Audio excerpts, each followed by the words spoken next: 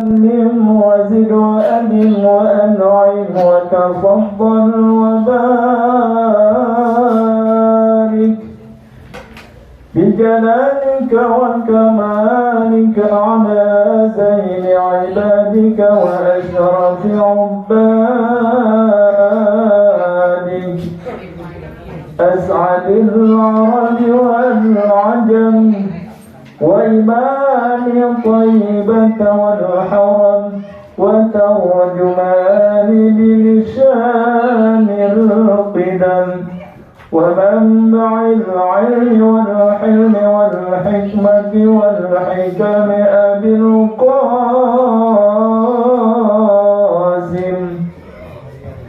سيدنا وحبيبنا وشفيعنا ومولانا محمد وعلى آله وصحبه وسلم زده شرفا يا رب وكرما وتعظيما ورفعة ومهابة وبرا ورضي الله تبارك وتعالى عنك بالفخر العلي والقدر الجليل ساداتنا وأئمتنا وموالينا أبي بكر وعمر وعثمان وعلي وعن بقية الصحابة وقرابة رسول الله صلى الله عليه وعليهم أجمعين والحمد لله رب العالمين. Assalamualaikum warahmatullahi wabarakatuh. Waalaikumsalam. Bismillahirrahmanirrahim. Alhamdulillahi rabbil alamin. Wassalatu wassalamu ala sayyidina Muhammadin wa ala alihi wa sahbihi ajma'in. Allahumma inna nastahdika bi arsyadi amrina wa zidna ilman yanfa'una. Qala al-imam al-muallif rahimahullahu ta'ala wa nafa'ana bihi wa bi barakati ulumihi wa ghafara lahu wa li masyayikhihi wa li masyayikhina amin. Wa yustahabbu ziyadatu rahmataini qabla al-dhuhri wa qabla al-jumu'ati wa ba'dahu wa ba'daha. Dan disunnatkan menambahkan 2 rakaat lagi sebelum sholat zuhur dan sebelum sholat Jumat dan sesudah sholat zuhur dan sesudah sholat Jumat. Wa arba'un qabla al-asri, disunnahkan sholat 4 rakaat sebelum sholat asar. Wa raka'ataini qabla al-maghrib, dan sholat 2 rakaat sebelum sholat maghrib. Wa qabla al-isya'i, dan sebelum sholat isya. Wa inda safari, dan ketika hendak bepergian mulia, fi baitihi, ngerjainnya di rumahnya. Wa indal qudumi, dan ketika datang dari bepergian jauh yang mulia, fil masjidi, mengerjakannya di masjid. Wallahu a'lam bishawab. Bapak Ibu, saudara-saudara sekalian yang mulia, malam hari ini kajian kita masih berbicara tentang sholat sunnah. Pada malam hari ini berbicara tentang sholat sunnah yang rawatib ghairu muakkad dan sholat sunnah kutum, sholat sunnah safar. Seperti pada pengajian-pengajian yang lalu dijelaskan, sholat rawatib adalah sholat sunat yang mengiringi daripada sholat fardu, yang muakkadnya 10. Kiai kita memisahkan pembahasan antara yang muakkad dan ghairu muakkad. Seperti apa yang dijelaskan pada kajian sebelumnya, arti rawatib muakkad adalah sholat rawatib yang tidak pernah ditinggalkan oleh Nabi besar Muhammad sallallahu alaihi wasallam, baik dalam bepergian jauh maupun secapek apapun, maupun dalam keadaan sakit separah apapun, sehingga disebutlah rawatib muakkad. Adapun rawatib ghairu muakkad adalah salat sunnah rawatib yang Nabi terkadang tinggalkan, artinya tidak mengerjakan. Tentu ada hal yang paling besar buat Nabi meninggalkannya itu tidak karena bermalas-malasan, hasya wa kalla, begitu.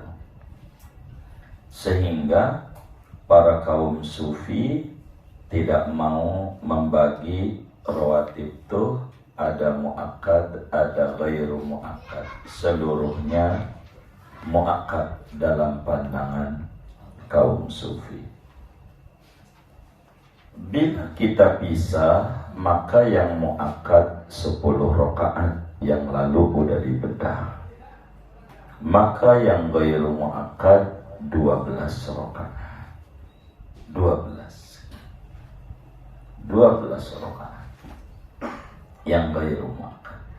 Kalau ditotal menjadi 22 rakaat. Mana yang muakkad? 2 rakaat sebelum sholat zuhur, 2 rakaat sesudah sholat zuhur, 4. 2 rakaat sesudah sholat maghrib, 2 rakaat sesudah sholat isya, dan 2 rakaat sebelum sholat subuh. Itu udah dijabarin.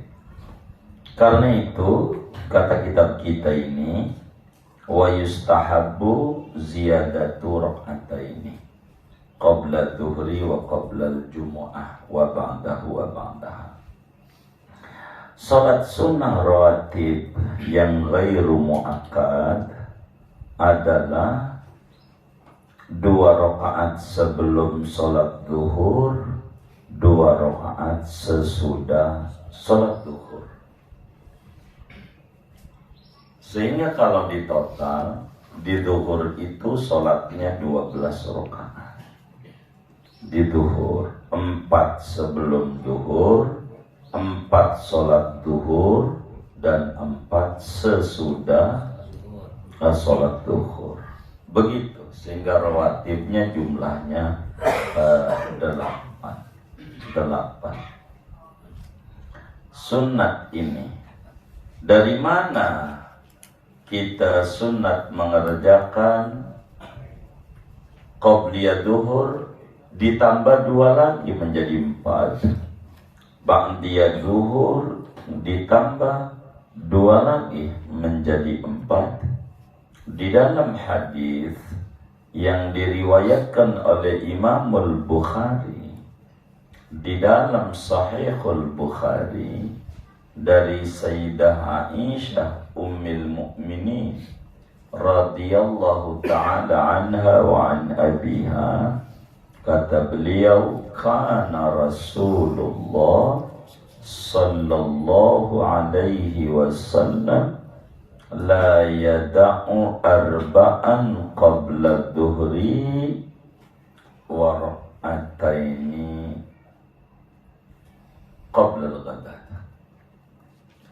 Kata Siti Aisyah radhiyallahu ta'ala anha wa an abiha, Rasulullah itu tidak pernah meninggalkan sholat qabliyah zuhur 4 rakaat. 4 rakaat. Ame qabliyah subuh 2 rakaat hadis. Tapi dalil kita bukan ngomong dalil sunnah fajar. Dalil bahwa Nabi sebelum zuhurnya ngerjain 4 rakaat. Bahkan di dalam hadis riwayat Imam Tirmidzi daripada Ummu Habibah radhiyallahu taala anha, kata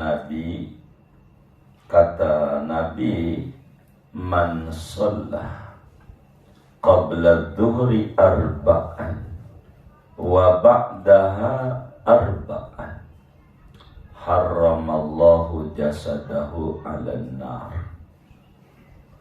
Barang siapa yang sholat rawatib sebelum sholat zuhurnya 4 rakaat dan sesudah sholat zuhurnya 4 rakaat, maka kata Nabi, Allah haramkan tubuhnya dijilat api neraka. Dijilat api neraka. Begitu.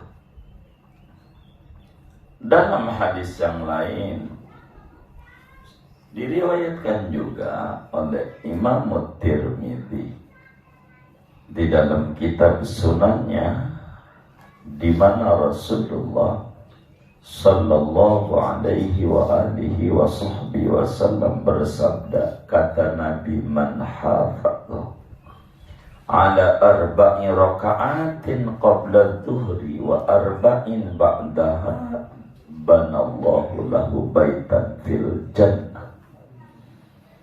Kata Nabi, barang siapa menjaga betul istiqomah, mengerjakan sebelum sholat duhur 4 rakaat, begitu juga sesudah sholat duhur 4 rakaat, maka Allah bangunkan istana begah untuk dia di surga. Alangkah beruntungnya orang yang dibangunkan oleh Allah istana yang sangat megah di surga dengan sebab istiqomah mengerjakan sholat qabliyah zuhur 4 rakaat dan juga ba'diyah zuhur 4 rakaat. 4 rakaat.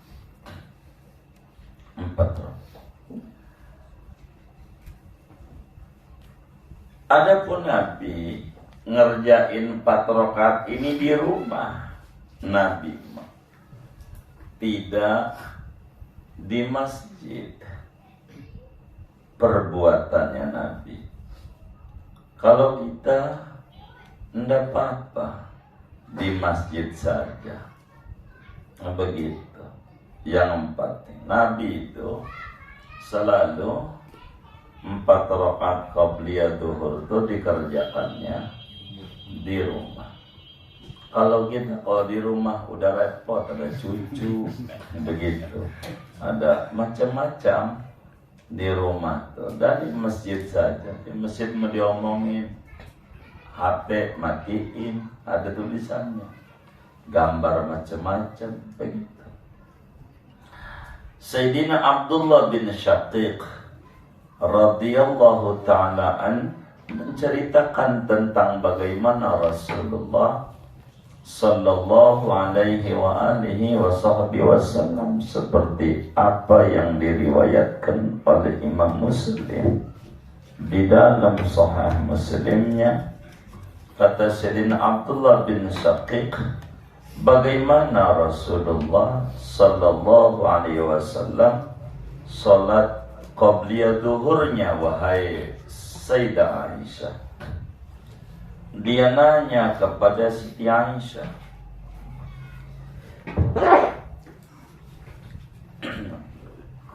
qabliyah duhurnya bagaimana Rasulullah? Kata Sayyidah Aisyah menjawab, karena Rasulullah sallallahu alaihi wasallam yusalli fi baiti qabla dhuhri arba'an summa yakhruju fa yusalli bin nas.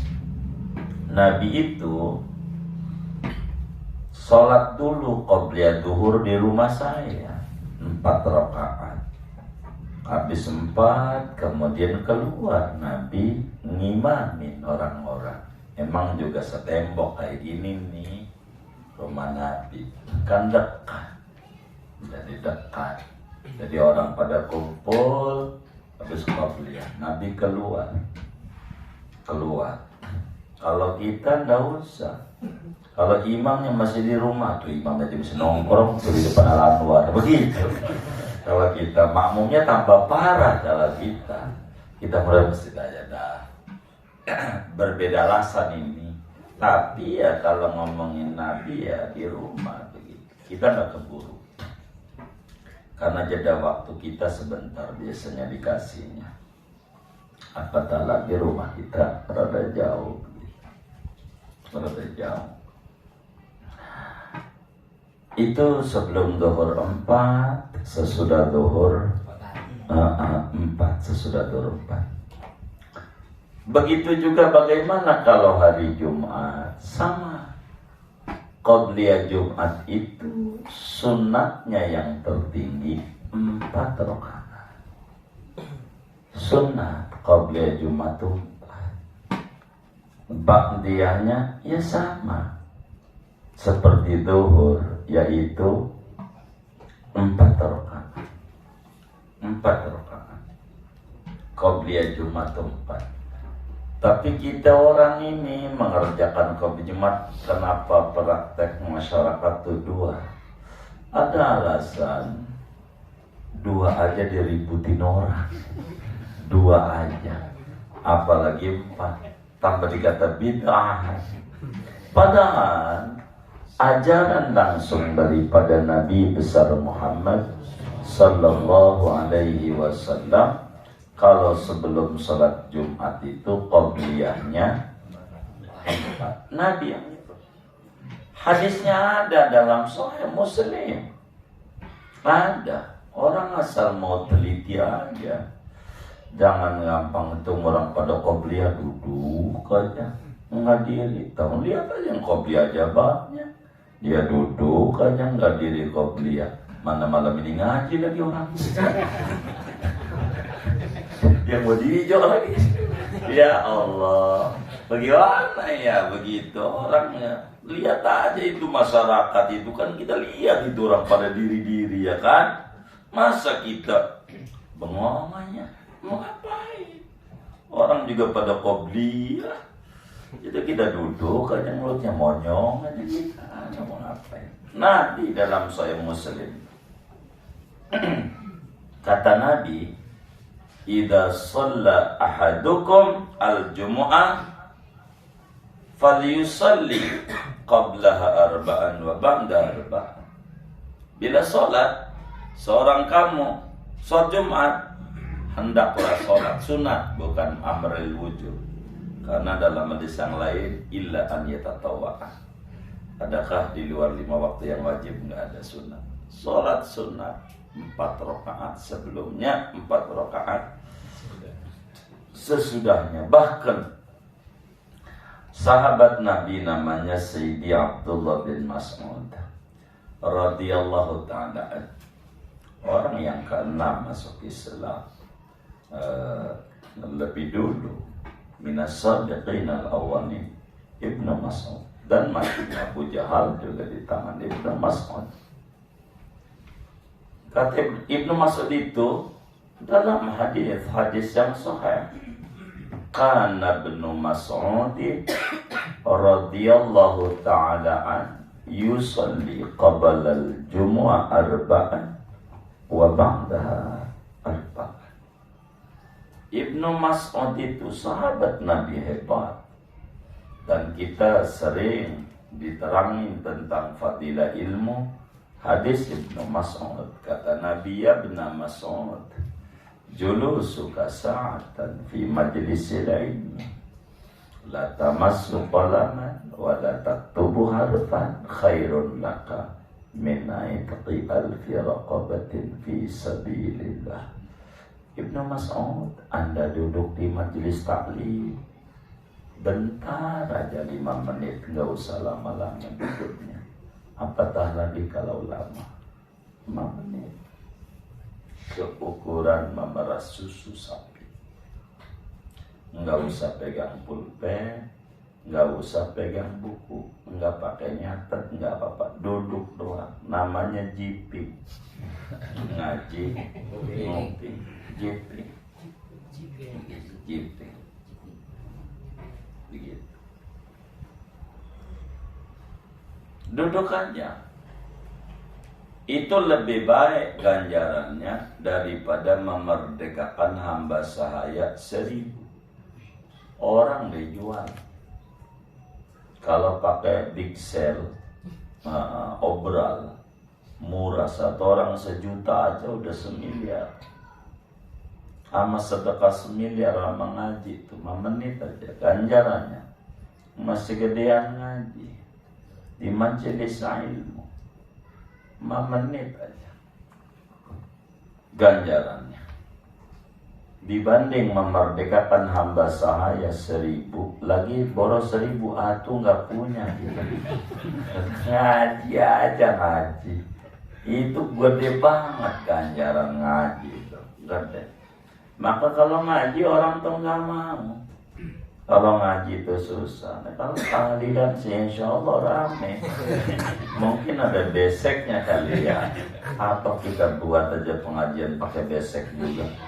Belakangan sih banyak kawan-kawan kita juga buat pengajian pakai besek. Cuman ada stikernya di dalam. Begitu. Begitu. Ada tulisannya Proma, Prabowo sama Gibran. Ya Allah, begitu. Oh, perawan. Ya begitu. Emang kudu tawasul begitu. Kalau tawasul apa juga bisa kalau tawasul mah. Begitu. Kalau kita enggak tawasul mendekat orang tinggi susah. Begitu. Ya Allah. Emang tawasul itu kudu. Ibnu Mas'ud, kalau Jumat qobliyahnya 4, ba'diyahnya 4. Imam Tirmidzi, makamnya di Uzbekistan. Semoga Allah kasih rezeki luas kita ziarah. Imam Tirmidzi meriwayatkan hadis, dan kata para ulama ahli tafsir hadis begitu. Berbicara ini, ndak mungkin Ibnu Mas'ud salat qobliyah Jumat sampai 4, ba'diyah sampai 4 kalau enggak ada ajaran langsung dari gurunya, yaitu Nabi besar Muhammad sallallahu alaihi wasallam. Di Libya, Pakistan, 4 qobliyah. 4. Begitu. Ada kawan kita, Bang Turmuti, dinas, karena dia kerjanya teknisi awak pesawat, kirim, ini ajaran apa lagi nih guru? Apaan? Di sini 4 qobliyah Jumat. Iya, itu dari nabinya 4. Ngapa di kampung kita 2 diributin? Jadi ya apalagi 4 tambah 4 qobliyah Jumat 4. Begitu 4. Yang menjadi pertanyaan nih, saudara nih yang ngaji nih, udah pernah belum qobliyah Jumat 4? Nah, besok Jumat. Ini kan baru Senin. Dan besok 4. Kita ntar temennya ngomong, acara nggak kagak. Gitu. Kita bilang ngaji, makanya ngaji begitu. Apanya? Lagi mau kita mau 4 ke otak dari jalan. Oh ya Allah. Kalau mau 4 udah ada kotak. Pokoknya mau ke 4 ya jalan baru 2. Ya Allah, iya. Kalau kita sholatnya di pengimaman aja ya, ya gak dilewatin. 4. Jadi langsung aja 4. Jadi kalau langsung 4 itu, ini boleh 4 ini 2 salam boleh, 1 salam boleh, 2 tasahud boleh, gitu. 1 salamnya, 1 tasahud juga boleh. Kalau 2 tasahud enggak ada surat sesudah Fatihahnya kayak dohor. Kalau 1 kali tasahud semuanya ada surat habis Fatihahnya. Itu semuanya ada ajaran. Silakan, boleh. Itu qobliyah Jumat, ada anak qobliyah Jumat dalilnya. Dari dulu ada. Yang 2 rakaat itu hadis daripada Sayyidina Sulek Al-Ghatafani. Ibnu Majah riwayatkan. Orang nggak perhatiin, baca hadisnya, baca. Begitu, kurang diperhatikan hadis itu. Kan di sana ada, di Nailul Awtar aja pada bagian ini. Bisa dilihat di Nailul Awtar. Ibnu Taimiyah riwayatkan itu di Nailul Awtar. Tentang Sayyidina Sulek Al-Ghatafani. Dia telat datang ke masjid itu, Nabi udah khutbah. Dakhala Sulaikun Al-Ghatafani fil masjid wa Rasulullah sallallahu alaihi wasallam yahtubu. Nabi Sulaik Al-Ghatafani masuk masjid, Nabi udah khutbah. Lagi khutbah. Nabi sedang khutbah, Sulaik datang. Itu menunjukkan Sulaik itu telat datang ke masjidnya. Di antara sebabnya dia ketiduran. Intinya kita mau sebabnya apa, kayak yang penting ke masjidnya telat. Nabi udah khutbah. Ketiduran Sulaik. Kalau kita ya karena macet dah. Ya sebetulnya bukan karena macet, emang berangkatnya telat juga. Begitu. Berangkatnya juga emang udah tahu kan, Jumat dari pagi juga udah tahu, dari malam udah tahu tuh hari Jumat. Kan begitu, kalau dia mau pagi-pagi kan bisa, cuma kan kagak. Begitu Pak, begitu. Maka kemudian Nabi sedang khutbah, Sulaik ini kayak kita normal berpikirnya. Dengerin khutbah wajib, qabliyah sunat, ya udahlah duduk aja. Pikir Sulaik begitu. Maka Sulaik duduk. Nabi lagi khutbah, nggak ngomongin masalah dalil qabliyah Jumat. Nah, Nabi lagi ngomongin yang lain. Lagi khutbah. Ngelihat muridnya tuh ada yang salah, khutbahnya pakai dipotong, berhenti boleh. Khotib boleh kalau orang berisik bocah, anak-anak diam dulu. Ini khutbah. Boleh. Hah? Orang nih. Waduh. Ya Allah. Iya, boleh. Orang Nabi begitu. Bek. Oh, nggak dipakai lagi. Iya, nggak dipakai lagi. Lah ini kan pengurusnya kudu ngaji juga bulan Jumat. Ini kan aturan-aturannya. Itu ngomong banyak hadisnya, itu suka diceramain sama penceramah maulid tuh. Ja'a Arabiyun faqala mata sa'a ya Rasulullah. Orang dari pedusunan datang.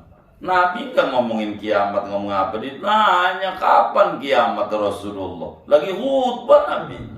Ditanya, Nabi jawab juga. Emang apa? Dia punya bekal begitu. Lagi khutbah. Lagi khutbah. Enggak apa-apa. Begitu, enggak apa-apa. Ntar itu pembedaannya pada bab Jumat ini kan kita berundangan salat sunat dulu banyak. Salah apa saya loncat aja ya. Begitu.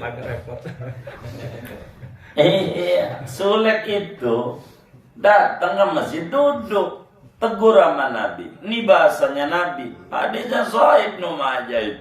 Al-Albani nyoroti ini, bisa dilihat itu orang-orang yang demen nama Al-Albani yang disebut Muhaddisul Asri. Apa itu derajat hadisnya?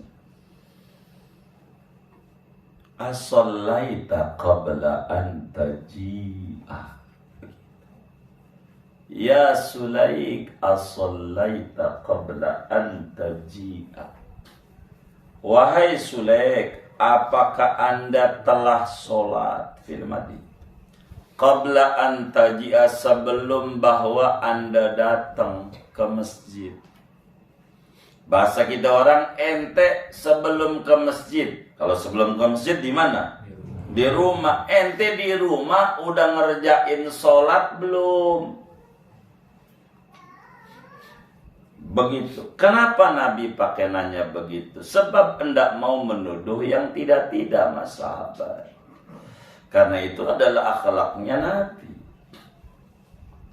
Barangkali Sulek di rumah karena telat, kan udah adzan. Kan udah adzan, Sulek lah ngerjain qobliyah di rumah. Kan bisa. Habis qobliyah baru ke masjid lah, tinggal duduk. Sehingga Nabi tidak mau nyalahin ketika Sulek duduk di masjid. Maka Nabi nanya, ente di rumah. Kalimat di rumah ini dari mana? Qabla an taji'a.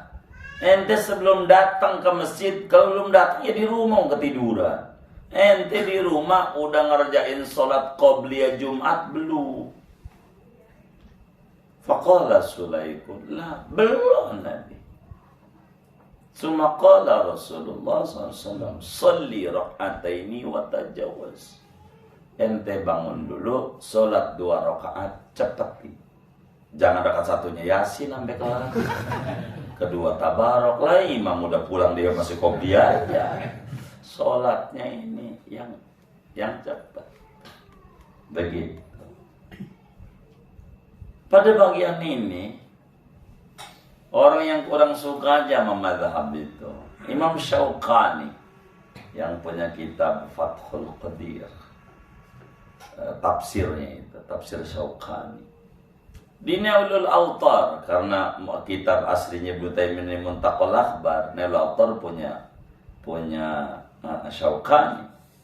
Kata Syaukani, qauluhu as-sallaita qabla an taji'a. Ini Nabi ngomongin ente udah sebelum datang. Ndak bisa ditafsiri tahiyatul masjid. Emang ada di rumah tahiyatul rumah? Kagak ada. Ini maknanya qobliyah Jumat. Enggak bisa. Begitu kata Imam Syaukani dalam syarah hadis itu. Bukan, jangan kita ngarang-ngarang. Kita ngomong harus berdasarkan ilmu. Jangan berdasarkan like and dislike. Gitu, suka atau tidak suka, jangan. Harus ilmu yang harus dibedah, merujuk ilmu. Gitu. Jadi kita nggak mau ngomongin organisasi, karena Islam rahmatan lil alamin. Sebelum organisasi Islam ada, Islam udah ada dari dulu. Dan ajarannya udah ada.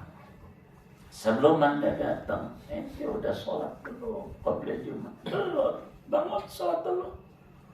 Saking pentingnya 2 rakaat penting. Yang 2 rakaat. Inilah yang disebut muakkad. Ibnu Mas'ud 4, kok 4 bukan 2? Iya, karena ghairu muakkad, inilah yang disebut dalam fikihnya wa yustahabu, itu udah bahasa fikih. Disunatkan ziyadatu raka'ataini qoblal jumu'ah.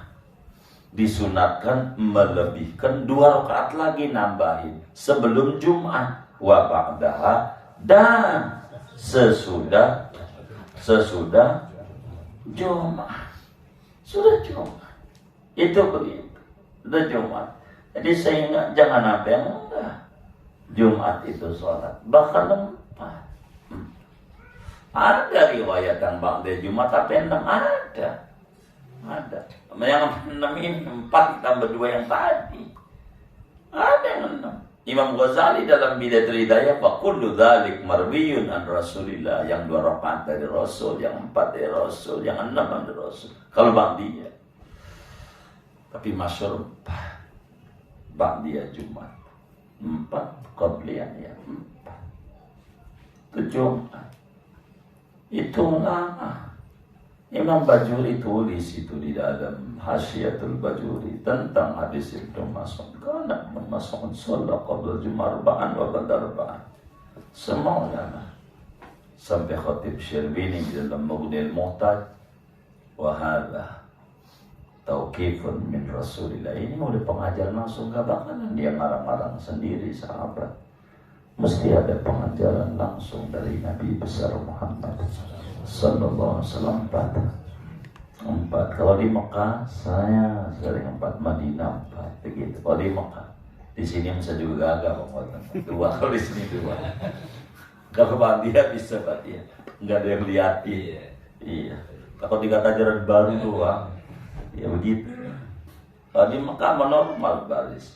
Kemarin dengan mufti Bangladesh, Syekh Ahmad bin Jubair, gitu.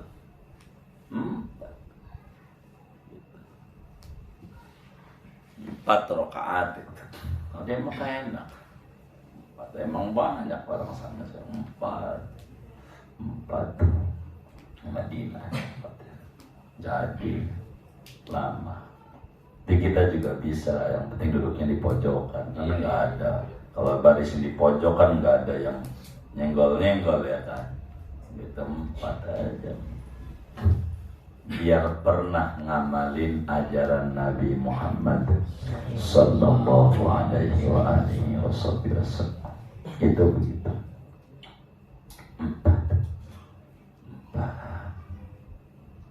Intinya qabliyah dhuhur 4, ba'diyah dhuhur 4. Demikian qabliyah Jumat 4, ba'diyah Jumat 4. Dalilnya bukan kias ke dhuhur, bukan ada ajarannya, bukan karena dhuhur 4 ya Jumat 4. Enggak karena begitu juga, emang nabinya begitu. Nabi kayak begitu 4. Ibnu Mas'ud 4. Hanya masalahnya kan hadis itu ada yang dapat, ada yang tidak begitu. Ulama-ulama tuh akhirnya kan daripada mazhab itu kan yang berbeda-beda. Tapi berbicara qabliyah Jumat hampir rata lah ulama-ulama mazhab. Dari dulu orang sama seperti adzan 2 kali baru aja lah. Pemotongan itu ada, pengen buru-buru itu ada. Kemudian wa arba'un qabla al-'asri. Sebelum salat asar ada namanya salat rawatib ghairu muakkad, yaitu salatnya 4 rakaat. 4 rakaat. Sebelum asar 4. Di dalam hadis riwayat Imam Tirmidzi, di dalam sunannya dari sahabat Abdullah bin Umar bin Khattab radhiyallahu ta'ala anhuma, kata Abdullah bin Umar, qala Rasulullah sallallahu alaihi wasallam, Nabi bersabda, rahimallahu mar'an shalla qabla al-'asri arba'an. Moga-moga Allah memberikan rahmat yang banyak. Kalau Nabi yang ngomong maknanya pasti. Wong Nabi, pastilah Allah memberikan rahmat yang banyak kepada orang yang sholat sebelum sholat asar 4 rakaat. Kata Imam Ghazali di Bidayatul Hidayah, kerjakan ini berharapkan ngejar doanya Nabi Muhammad.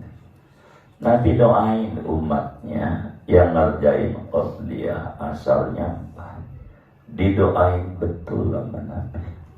Maka berharap merebut daripada doa yang dipanjatkan oleh Nabi, yang doa itu dari rahmat itu akan merubah keadaan kita ke arah yang lebih baik. Dengan 4 rakaat, bakal kehidupan kita akan berubah. lebih bagus lagi. Apanya aja. Begitu. Kesehatan badannya, jiwanya, finansialnya, begitu. Adapun perubahan daripada sembako mahal menjadi sembako murah, itu programnya Bang Nur. Begitu. Ini perubahan yang lebih baik. Doanya Rasulullah sallallahu alaihi wasallam, bahkan Ummu Habibah, istrinya Rasulullah, Siti Sofiyah binti Abi Sufyan. Ummu Habibah bilang begini, qala Rasulullah sallallahu alaihi wasallam, man hafadha ala arba'a raka'atin qabla al-'asri banallahu lahu baitan fil jannah. Kata Ummu Habibah, Rasulullah sallallahu alaihi wasallam bersabda, siapa orang menjaga betul itu berarti istiqomah, perhatian. Hafadhatu lazamah, dia melazimkan, dijaga 4 rakaat sebelum asarnya, maka Allah bangunkan dia istana di surga. Mana mungkin istana dibangun lalu orangnya masuk neraka? Kan nggak mungkin. Mau ngapain dibangun kalau orang masuk neraka? Itu menunjukkan dia akan dimudahkan jalan untuk masuk surga. Bukan masuk doang, sampai rumahnya di surga udah dipersiapkan. Tuh pentingnya 4 rakaat. Jangan-jangan yang akhirnya dipersiapkan sampai undang-undangnya dibuatlah. Begitu, jangan-jangan 4 rakaat nggak ditinggal sampai dibuat semuanya. Ya husnullah, jangan dicatat Bang Agus. Ya Agus, catat aja kalau yang begini-begini. Ya hadisnya aja dicatat. Iya, repot ya. Saya takut. Itu 4 rakaat qabliyah itu bagusnya berapa? Tetap bagusnya 2 rakaat salam, 2 rakaat salam, bagusnya. Biar kata nabinya rahimallahu imra'an shalla qabla arba'an. Arba'an ini 4 itu totalnya. Prakteknya 2 rakaat salam, 2 rakaat salam. Sebablah Imam Ali bin Abi Thalib karamallahu wajah menjelaskan tentang bagaimana Rasulullah sallallahu alaihi wasallam. Imam Ali di dalam Sunan Tirmidzi itu kata Imam Ali, kana Rasulullah sallallahu alaihi wasallam yusalli arba'an qabla al-'asri yafsilu bainahunna bitaslimatain. Nabi itu sholat sebelum asar 4 dipisah dengan 2 salam, maknanya 2 rakaat salam, 2 rakaat salam. Karena kalau 4 rakaat 1 salam sama 4 rakaat 2 salam ganjarannya gedean 2. Sebab kalau 2 niat 2 kali, tuh niat, doa iftitahnya 2 kali, salamnya 4, begitu. Tasyahud 2.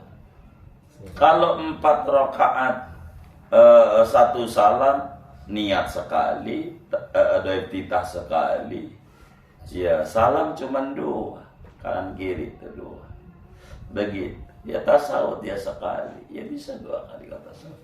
Jadi sedangkan makana aksaru fi'lan kana aksaru fadlan, begitu. Yang kerjanya setengah hari ama sehari, lah gajinya lah banyakkan yang sehari. Yang lebih capek ya lebih banyak ganjarannya, lebih banyak.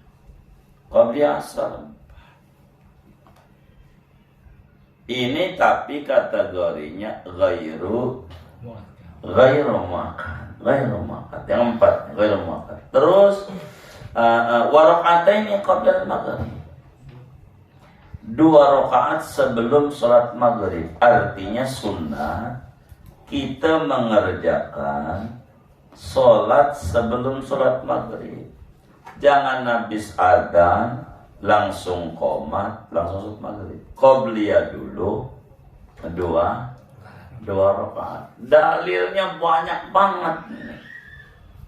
Ada sebagian orang enggak ngerjain qobliyah ini, karena terjebak pada kalamnya Ibnul Qayyim Al-Jauziyah di dalam kitabnya Zadul Ma'ad fi hadi khairil ibad. Saya lupa jilid berapa, 6 jilid. Ibnul Qayyim itu walam yasbut fi'lu Rasulillah sallallahu alaihi wasallam rak'ataini qabla al-maghrib. Gara-gara kalamnya Ibnul Qayyim inilah orang kata qabliyah maghrib tidak ada. Dikritik oleh Imamul Jarhazi kalam ini, dan kita kutip dalam kitab namanya itu I'lamul Ghabi bi thubuti rak'ataini qabla al-maghrib anin nabi, bahwa qabliyah maghrib itu sabit dari Nabi melalui 3 jalur, baik itu sabdanya Nabi maupun takriratun Nabi, pengakuan Nabi, jadi suruhan Nabi, pengakuan Nabi, maupun juga perbuatan Nabi. Artinya Nabi juga kerjain. Mana daripada dalil qabliyah maghrib di dalam Sahihul Bukhari sebagai hadis qauli namanya. Qauli itu ucapan, suruhan.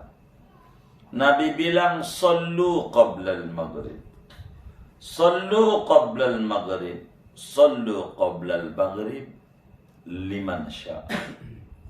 Ayo pada solat sebelum solat maghrib. Solatlah qabliyah maghrib bahasa kita orang. Qabliyah maghrib solat. Cuman Nabi bilang yang ketiga liman syaa, siapa yang mau, menunjukkan tidak wajib. Tapi ini hadis suruhan namanya.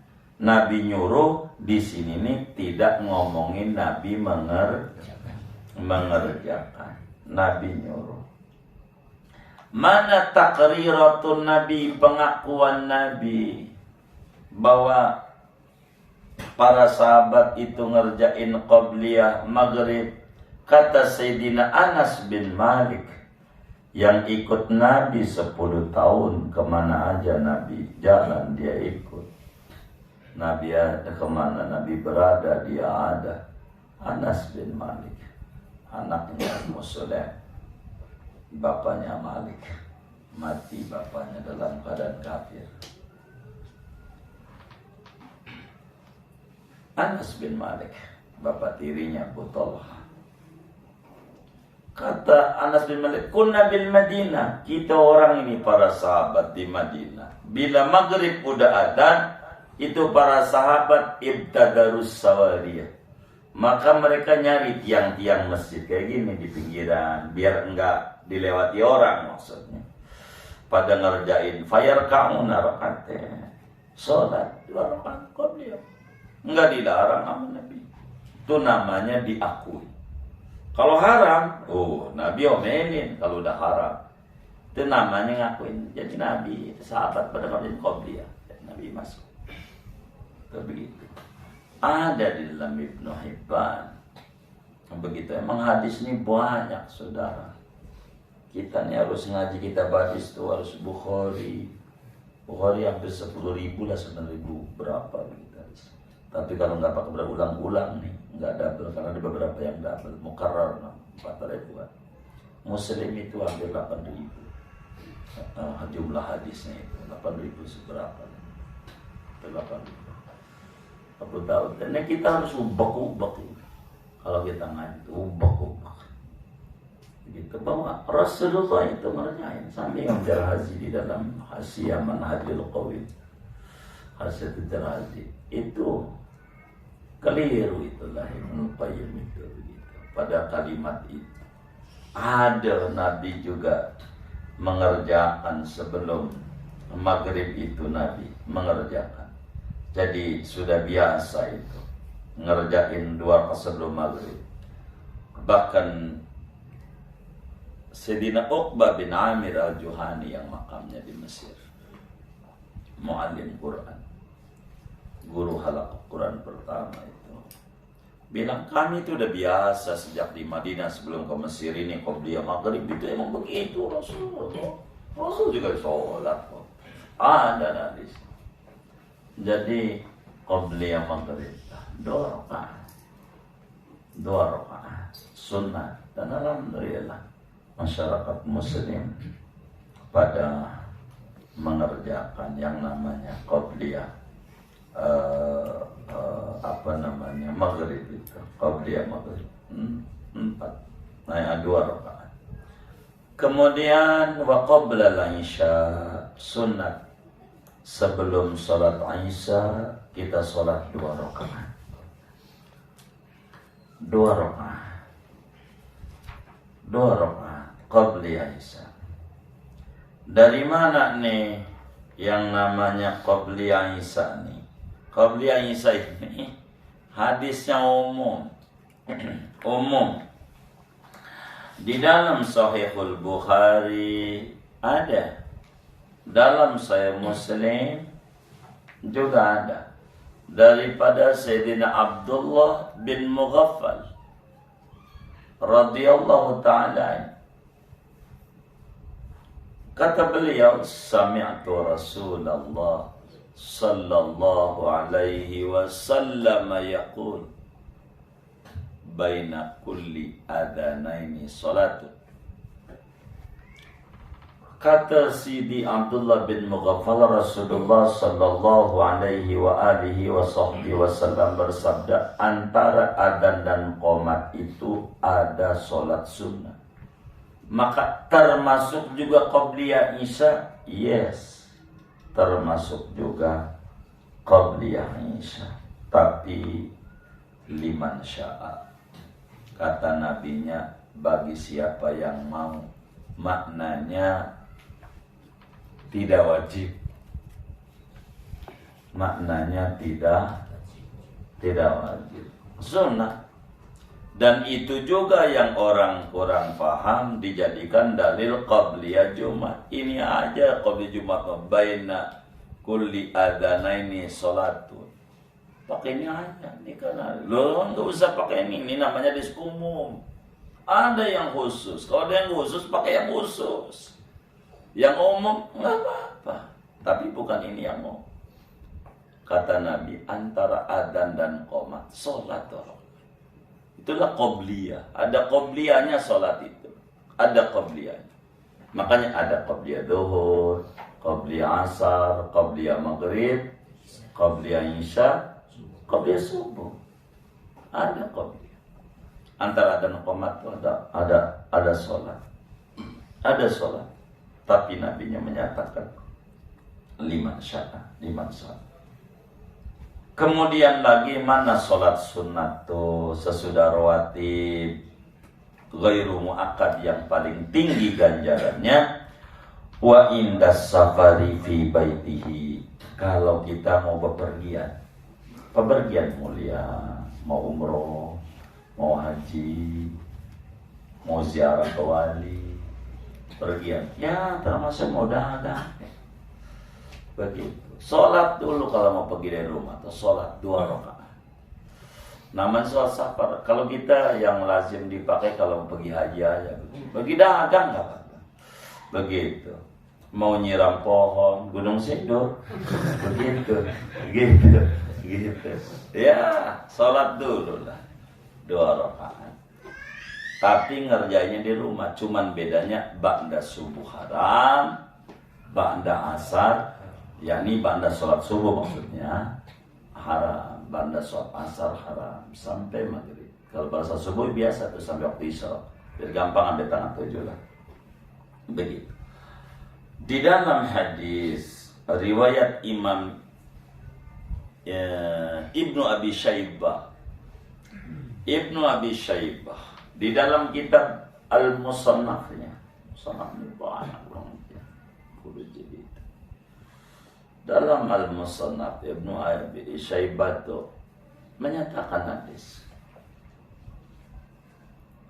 dari Sayyidina Mut'im radhiyallahu ta'ala anhu. Kata Sayyidina Mut'im, sami'tu Rasulullah sallallahu alaihi wasallam yaqul, saya mendengar dengan dua kuping saya Rasulullah SAW itu bersabda, ma khalafa abdun ala ahlihi afdalu min rak'ataini yarka'uhuma hina yuridus safar. Tidak ada yang paling tinggi yang ditinggalkan oleh seorang muslim selain sholat 2 rakaat ketika dia mau pergi yang bagus-bagus, termasuk rebok mau ke KPU, ya sholat juga begitu. Ya Allah, jangan dicatat kalau mau bepergian haji gitu, pergian umroh, sholatlah di rumah, tapi di rumah sebelum keluar di rumah 2 rakaat. Itu doa-doanya udah banyak lagi bagus. Doa-doanya saya kasih itu di dalam buku pelepasan orang mau umroh lah atau mau haji, itu menambah. Itu diajari orang pergi biar selamat, biar sukses, begitu. Sholat 2 rakaat. Tapi bepergian mulia tentu. Kalau kita mau korupsi, mau jangan juga, mau nyolong gitu, jangan. Nah, dosa, nggak boleh. Jadi yang tidak dosa aja. Ini namanya orang kita sebut sholatus safar. Sholatus safar. Mana lagi ada namanya sholat kudum. Sholat kedatangan bepergian. Cuman kalau sholat kudum ngerjainnya di masjid. Kalau kita di bandara aja, di masjid dekat bandara, saya kadang nggak keburu di bandara, repot kejar-kejaran. Akhirnya saya ngerjain tuh yang sering saya itu ngerjain tuh mesti dapat tuh yang di Joglo nih. Nah, yang kena jalanan tuh, ada masjid tuh, rupanya ada kuburan, dekat Taufik Pelak tuh. Begitu. Nah, ada masjid tuh, apa itu, Mubarak kayaknya, yang pinggir jalan tuh. Iya, saya sering tuh kalau habis dari muka mesti sholat dulu di situ. Sholatnya. Ya kalau saudara udah terbiasa nggak mimpin dari jamaah, udah hanya sholat di bandara lebih enak. Yang lebih tinggi masih dekat rumah. Kalau udah nyampe Anwar udah cak-cakan. Mau udah cak-cakan. Ya udah bubar dah. Udah masih di bandara aja yang bagus. Kalau bahasa saya di bandara aja. Gitu. Karena udah nyampe rumahmu udah susah. Udah ketemu dengan jamaah tuh udah susah.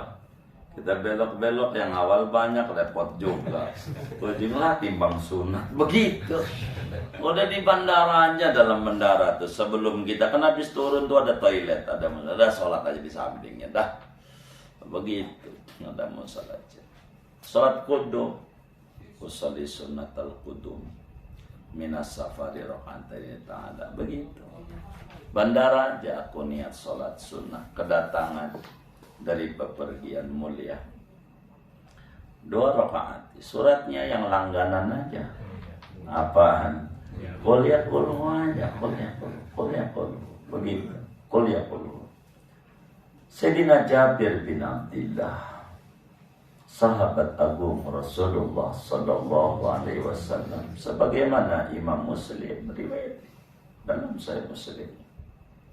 Kata Sayyidina Jabir, Rasulullah itu selalu kalau habis bepergian sholat 2 rakaat di masjid baru masuk ke rumah. begitu, ngucapin terima kasih sama Allah. Habis perang kadang Nabi, habis perang sholat dulu di masjid rakaat, baru masuk ke rumah Nabi, gitu, baru masuk ke rumah. Habis sholat baru masuk ke rumah. Itulah Rasulullah Sallallahu Alaihi Wasallam. Namanya sholat khudu. Boleh kita juga begitu, tapi pada asar haram. Nggak boleh pada sholat asar, sholat khudu. Begitu, sholat khudu. Andailah dia melakukan oleh muslim, bagus. Habis kerja gitu kan jauh datang, atau habis ziarah di Cirebon, masjid dulu, sholat baru ke rumah begitu. Cuma karena ajaran udah mati, kumpulannya coba habis ziarah ke Anwar dulu ke rumah, pakai ajaran baru nih, ajaran baru terus, bisa jadi. Ketika masjid udah di rumah repot. Ya itulah kita orang nih. Tapi begitulah Rasulullah Sallallahu Alaihi Wasallam. Ada namanya disebut sholatul khudu. Sholat sunnah ini banyak. Di kitab kita ini Mukhtasar Shaghir, tulisannya dong Shaghir, isinya kabir. Gitu. Begitu aja ada. Begitu. Orang dikata matan takrib aja gak ada. Tulisannya Mukhtasar Shaghir, tapi isinya amat sangat luas. Ada ajaran sholat sunnah. Ada. Banyak. Udah segini aja, takut masuk surga duluan. Ini udah banyak banget. Udah segini aja. Begitu banyak banget ini ya Allah. Sholat ini. Maafin ya Allah. Ada amat jadi teman canda saya ini. Gitu. Ada yang ditanya mungkin silakan. Dari materi ini. Kayaknya bagus mau nanya, boleh? Guru, masalah Iya. hadis yang sholat antara azan dan iqamah. Kadang-kadang kan ada yang terlambat, ternyata sedang sholat itu sudah iqamah. Apakah itu mengurangi ganjaran? Kedua, sama yang kebetulan misalnya saya yang bertugas qomat, apakah saya mesti nungguin jamaah yang habis sholat baru qomat atau qomat aja gitu? Iya, baik. Makanya sebetulnya sunat kita itu kasih jeda jarak. Jauhan, malah subuh tuh sampai tengah jam antara adzan dan qomat. Kalau subuh itu amal di Mekah tengah jam lewat di Mekah itu. Zuhur baru 25 menitan, asal aja. Di kita nggak bisa. Di kita kalau kelamaan udah langsung teriak aja. Kalau kelamaan, jadi dikasih jeda yang lama. Itu udah bagus dengan ada running tag yang sekarang ini dengan jeda qomat itu.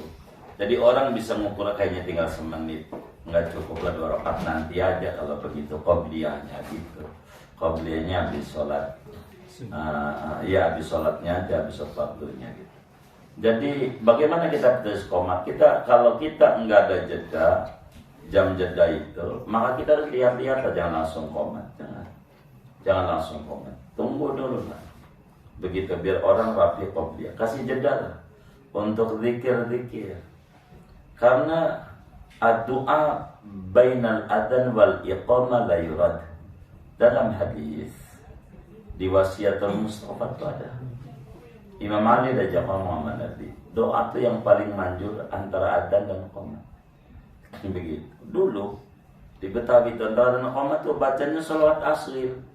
Salawat itu aja. Dulu itu antara dan iqamah. Maka dunia tenang, kehidupan enak, semuanya enak. Karena muslimnya udah tergerus, kurang mau bersolawatan. Jadinya akhirnya ya muslim jadi payah. Jadi kita yang jadi qomat itu jangan langsung qomat, lihat-lihat dulu. Tapi kita lihatin jarak dulu. Barangkali kita memberi spare berapa kita anggap 10 menit. Ya kalau kita udah 10 menit pun qomat saja. Atau udah punya nit-nit itu qomat saja. Karena kesepakatan dari pengurus mau dikasih spare berapa, kasih waktu. Banyak aurat yang harus dibaca itu. Banyak aurat yang dibaca. Sebetulnya kan realnya aurat-aurat itu kayak Lailatul Mubin itu kan aurat sebelum sholat duhur. Cuma kan kita nggak bisa. Dengan begitu tuh orang buru-buru qomat. Ya udahlah bisa duhur aja, jadi aja dah. Yang penting udah waktu duhur. Itu kayak begitu daripada tidak begitu. Nggak apa-apa begitu. Jadi maka kita qomat itu lihat daripada sepel, jangan buru-buru qomat. Kedua, kalau ngomong qomat yang harus ngadan, jangan yang nggak ada main qomat aja, jangan. Itu omeli, berak yang ada omeli, dibentak boleh dia. Begitu ada enggak kok, gitu main qomat aja begitu, begitu, gitu. Nggak boleh, yang qomat itu harus yang ada. Jadi diatur. Ini kalau dalam dunia nih, di dunia kepanjangannya nih, hadis-hadis ini, ajaran-ajaran itu dari Nabi itu. Kalau dalam dunia kehidupan tuh ada kaderisasi. Jangan ujuk-ujuk langsung jadi ketua umum. Jadi ada aturan-aturan. Adan dulu baru qomat. Jadi kalau enggak adan jangan qomat. Jadi ada tata-tertib. Yang nanya dikata konyol lagi. Yang nanya. Oh, yang nanya. Oh, bukan. Oh ya, oh.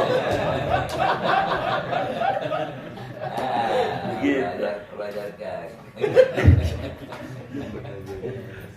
Jadi kasih jeda. Kalau udah kasih jeda dengan yang ada, ya ikuti tertib kesepakatan bersama, baru qomat. Tapi yang qomat jangan enggak, yang qomat harus yang ada. Kalau mau kita qomat, kita izin. Artinya siapa yang adan tadi, saya boleh saya qomat, boleh, baru enggak apa-apa. Karena dapat itu. Begitu aturannya. Begitu. Aturannya begitu. Wallah. Ustaz, kalau lagi sembahyang niat itikaf apa Pak? Lagi sembahyang di dalam hati. Iya, dalam hati enggak apa-apa. Dalam hati mau ngomel juga sama bini enggak apa-apa kalau dalam hati. Geblek lu dalam hati enggak apa-apa juga 1000 kali juga. Insya Allah enggak bakalan marah. Kalau dalam hati, benar enggak? Begitu, dalam hati banyak orang tuh boleh enggak lagi sujud doa basnisa. Asal dalam hati boleh aja.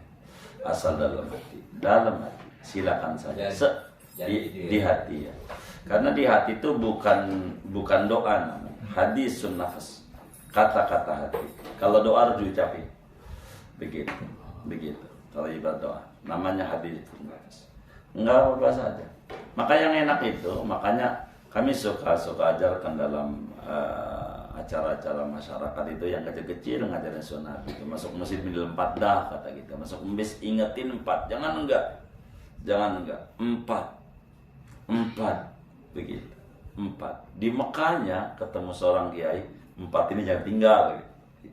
Di Mekahnya ada ketemu tuh ada seorang kiai yang 4 ini.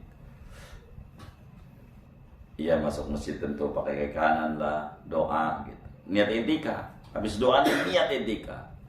Pasang di otak setiap doa, niat etika. Baru dah tuh sholat tahiyatul masjid begitu. Kalau memungkinkan, kalau nggak memungkinkan, jangan nggak punya wudhu. Karena niatnya etikaf ini tidak mesti punya wudhu. Nggak punya wudhu nggak apa-apa. Di masjid itu niatin kita etikaf. Karena semenit aja ada ganjarannya, ya Allah, kayak memberikan anaknya Nabi Ismail gede banget. Begitu. Jadi etikaf ini nggak kaitan dengan sholat, nggak. Artinya nggak karena sholat. Pokoknya kaitannya dengan kita ada di masjid, niatin etikaf. Walaupun nggak punya wudhu, nggak apa-apa. Niatin etikaf. Apalagi kalau kita punya wudhu, baca Quran segala macam, ya bagus banget. Karena ini mah i'tikaf ini niatin diam di masjid. Karena ganjaran yang paling gede itu diam di masjid. Jadi niat i'tikaf, kalau kemudian kita ada punya wudhu, memungkinkan ya sholatlah kita tahiyatul masjid. Atau kagak memungkinkan walaupun punya wudhu, ada pengajian begini nih, habis semuanya maghrib ya kan kita datang, karena nggak maghribnya di rumah tapi sisa, atau subuh ngajinya kita baru datang. Jangan juga kita sholat di masjid depan kiainya ya kan. Nanti datang lagi, sholat lagi. Enggak begitu. Baca aja baqiyatu sholihat 4 kali. Kalau enggak memungkinkan, habis i'tikaf, subhanallah, alhamdulillah, wa la ilaha illallah akbar. Subhanallah, alhamdulillah, wallahu akbar. Subhanallah, alhamdulillah, akbar. Subhanallah, alhamdulillah, akbar. Baru duduk. Saya tuh selalu begitu, kayak ngajar-ngajar maghrib, ngajar isya apa gitu. Masuk-masjid. Enggak memungkinkan. Niat, baca terus. Duduk aja, bismillah. Ini perlu gitu. Jadi kalau nggak dilatih itu jiwa suka lupa. Kalau nggak dilatih itu suka lupa. Jadi dilatih, pokoknya masuk masjid kanan, doa, niat intikaf, memungkinkan sholatul masjid, nggak memungkinkan baca baqatus sholihat, subhanallah, alhamdulillah, wa la ilaha illallah akbar, subhanallah, alhamdulillah, akbar, subhanallah, subhanallah, alhamdulillah, wallahu akbar. Ganjarannya sama dengan 2 tahiyatul masjid, 2 rakaat. Gitu kan ganjaran. Duduk aja. Itu Syekh Al-Bantani tulis dalam Maraqil Ubudiyah, cara-cara kayak begitu. Ulama-ulama, jadi biar kita nggak lepas begitu dari Nabi, sedikit, jangan kecil-kecil. Kurang lebih demikian. Allah alam. Oh iya boleh begitu. Yang penting jangan sampai hari Rabu aja. Saya rada bingung jawabnya. Saya pertama gini Guru, pernah juga karena saya berkaca diri sendiri sering lupa Guru. Pertama saya pernah niat itikaf itu, ya Allah, semoga setiap saya masuk ke masjid ini saya selalu niat itikaf gitu. Jadi saya ratain gitu, saya selalu lupa, berarti saya udah niat itikaf gitu. Iya bukan Pak, itu namanya azam. Namanya azam. Kalau niat mau kudu bareng dengan mengerjakannya. Kalau niat mah ya kudu bareng sama mengerjakannya. Itu baru namanya niat. Jadi yang namanya niat itu adalah qasdu syai'in muqtadan bi fi'li. Begitu. Kalau kayak begitu namanya bukan niat namanya. Itu bukan niat, namanya azam. Iya, minta sama Allah. Pengen kalau ke masjid itu dikasih ingat kita untuk latihan tiga, minta begitu. Jadi kalau begitu boleh jadi enak. Oh ya Allah, pokoknya utang nih sama ente saya niat. Pokoknya saya niat aja bayar dah. Saya niat. Begitu. Itu sama teman kita digeplak. Saya nggak perlu niat. Bayar aja. Bayar aja. Jadi azam namanya. Tapi bagus itu. Enggak salah, tapi bukan niat. Gitu, bukan niat. Namanya disebut azam. Dan itu juga bukan azam juga, tapi minta sama Allah biar kita dikasih ingat. Dan itu adalah bagus. Begitu. Yang kayak begitu, itu bagus. Kalimat-kalimat begitu. Pasangin niat-niat kebaikan aja, sama aja kayak tiap subuh kita niat, ya Allah hari ini saya ngerjain kebaikan, kan masih belum jelas. Itu bagus. Namanya niat fi'lul khair. Bagus sekali. Kali begitu, jangan ditinggal. Tapi tetap kalau masuk masjid mah, iya kudu niat juga. Kalau masuk masjid, kudu niat juga. Begitu, kudu niat juga. Enggak bisa kalau enggak niat. Karena niat adalah qasdu syai'in muqtaran bi fi'li. Begitu. Muqtaran bi fi'li. Kalau itu memadai, maka dalam puasa, dalam sholat, dalam haji apa aja, sholat bisa. Kayak gitu, ya Allah, pokoknya kalau saya lupa niat udah, saya sudah cukup aja, pokoknya sholat aja. Allah Akbar. Nggak bisa. Kudu ada niat saat permulaan ibadah. Kecuali ada beberapa hal yang tidak perlu niat. Bimba itu. Allah alam. Sudah ya? Baik. Kita baca Fatihah, ini ada infak dari hamba Allah Pak Almarhum Haji Ahmad Urwa Salim dan Almarhum Haji Balia Isa. Ini juga dari hamba Allah Pak untuk Almarhum Haji Ismail bin Haji Dawud, Haji Mukhtar bin Haji Muhammad, Haji Afas bin Haji Muhammad, Haji Muslim bin Sulaiman, Haji Hasbi bin Haji Afas, Haji Ahmad Faiz bin Haji Hasbi, Haji Mujihah binti Hasbullah, Haji Maisunah binti Sulaiman, Haji Sa'diyah binti Haji Ismail, Haji Rubayah binti Muhammad Nur, Haji Khairiyah binti Haji Mukhtar. Ini juga ada infak dari hamba Allah. Baik. Ini juga dari jamaah ibu-ibu Taklim Al-Mukhtar. Sebanyak 2 juta rupiah kita baca Fatihah untuk para hamba-hamba Allah ini semuanya. Mudah-mudahan Allah Subhanahu wa ta'ala terima infak-infaknya ini, diganti berlipat-lipat ganda, diberikan rezeki yang luas, yang halal, yang barokah, dilancarkan usaha dan ikhtiarnya, keluarganya diberikan sehat walafiat, juga anak-anaknya, dan Allah berikan anak-anak yang dipendidikan dapat ilmu yang manfaat, yang bekerja dapat pekerjaan yang barakah, dan Allah kabul hajat dunia hajat akhiratnya almarhum almarhumah semua yang beliau ini niatkan kubur mereka menjadi raudhah min riyadil jannah. Allah bahagiakan di alam barzahnya, Allah muliakan di alam barzahnya, Allah senangi di alam barzahnya. Bitilka niyat wa da'awat al-Fatihah.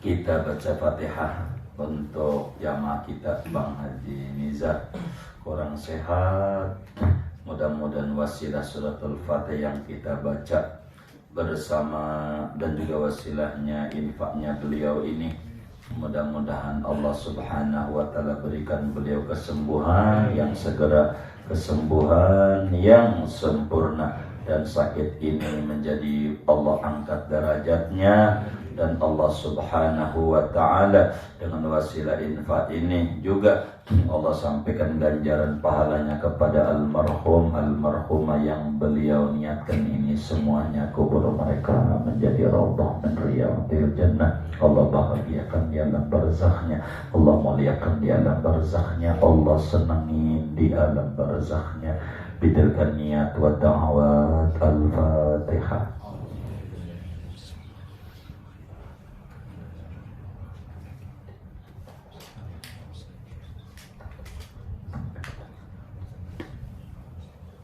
Buat kita bersama duduk di majelis ilmu, Allah beri kita ilmu yang manfaat, umur yang barakah, kesehatan yang barakah, keluarga dan anak keturunan yang barakah, lingkungan yang barakah. Allah beri kita semuanya barakah dunia, barakah akhirat. Amin. Al-Fatihah.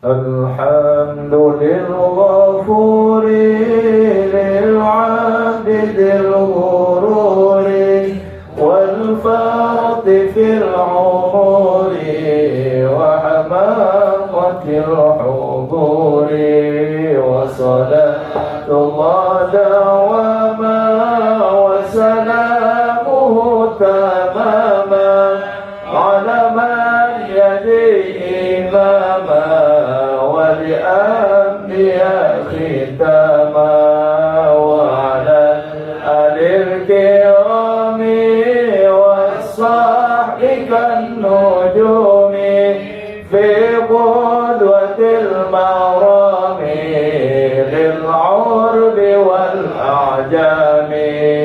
يا ربنا اعترفنا بأننا اقترفنا وأننا أسرفنا على رضا أشرفنا، فتب علينا توبة تغسل كل حوبة واستر لنا العورات وآمن الروعات واغفر لوالدينا ربي ومولودينا والأهل والإخوان وسائر الخلان وكل ذي محبة أو جيرة أو صحبة